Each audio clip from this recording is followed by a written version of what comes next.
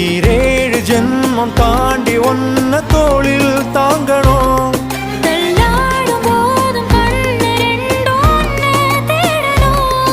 உயிர் விட்டு போகும் அந்த நொடியில் ஓருவம் முன்னால் வரணும்.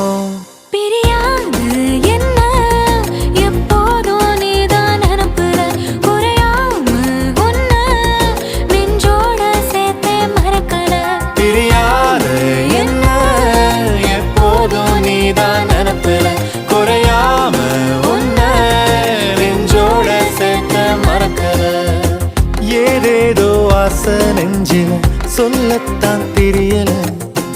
உன்னால கண்ணு தூங்கல, எதுக்குன்னு புரியல.